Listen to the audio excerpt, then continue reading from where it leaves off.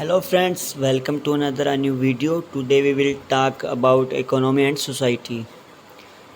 I hope you will watch and listen to the video very carefully. Before starting the video, I request you all to subscribe to these channels and also press the bell icon so that you get our upcoming videos first. And watch the full video till the end and share the video with your friends. Let's start today's topic. तो आज का हमारा विषय है अर्थव्यवस्था और समाज। 20वीं सदी की शुरुआत में रूस की आबादी का एक बहुत बड़ा हिस्सा खेती बाड़ी से जुड़ा हुआ था। रूसी साम्राज्य की लगभग 85% जनता आजीविका के लिए खेती पर ही निर्भर रहती थी।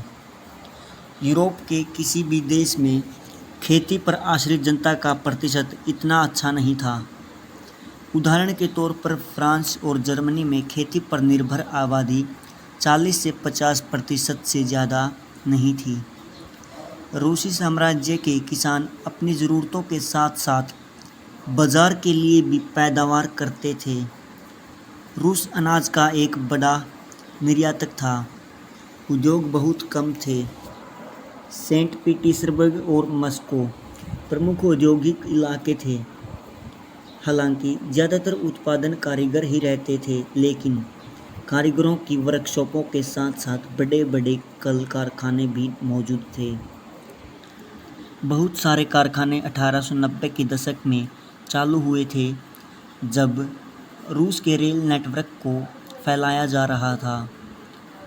उसी समय रूसी उद्योगों में विदेशी निवेश भी तेज़ी से बढ़ा था।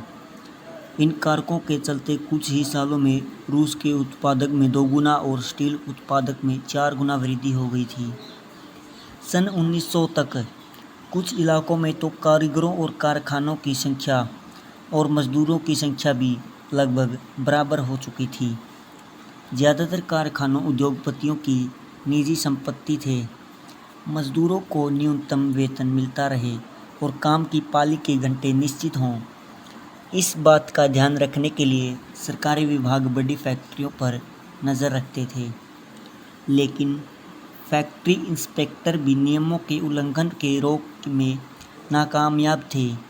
कारीगरों की इकाइयों और वर्कशॉपों में काम की पाली प्राय 15 घंटों तक खींची जाती थी, जबकि कारखानों में मज़दूर आमतौर पर 10 से 12 घंटे की पालियों में काम करते थे। मज़दूरों के रहने के लिए कमरों से लेकर डॉर्मेट्री और तरह तरह की व्यवस्था मौजूद थी। सामाजिक स्तर पर मज़दूर बंटे हुए थे।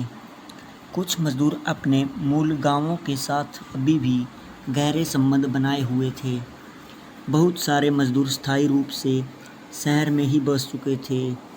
उनके बीच योग्यता और दक्षता के स्तर पर भी काफ़ी फ़र्क था।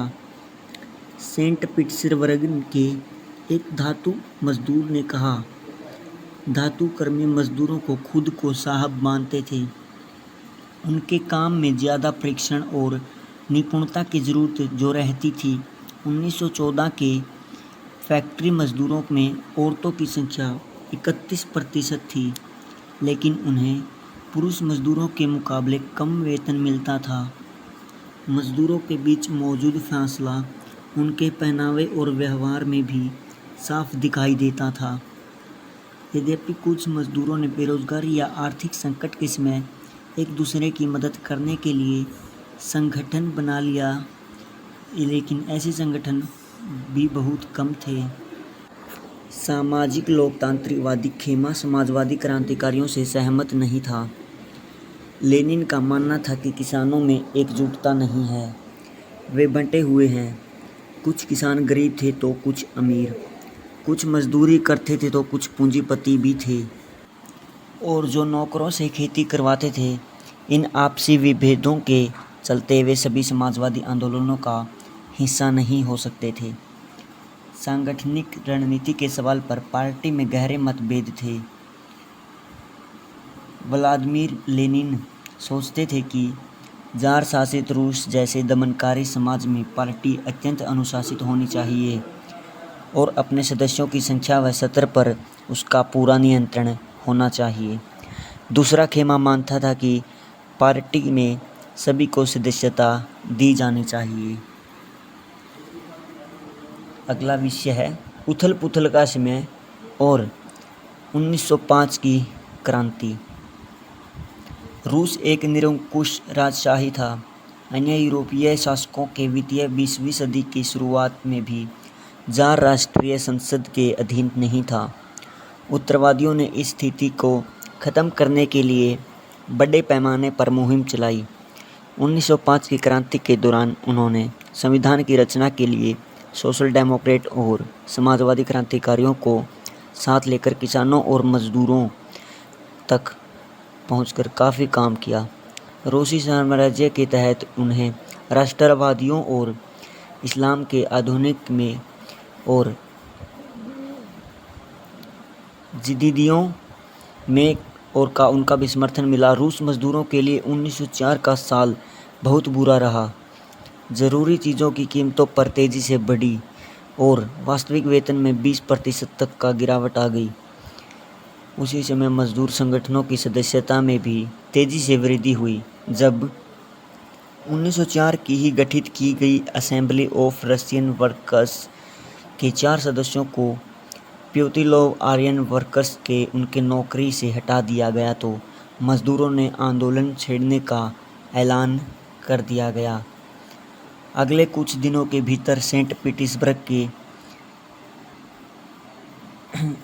अधिक से अधिक मजदूर काम के घंटे घटाकर 8 घंटे के लिए जाने वेतन में वृद्धि और कार्यस्थितियों में सुधार की मांग करते हुए हड़ताल पर चले गए थे।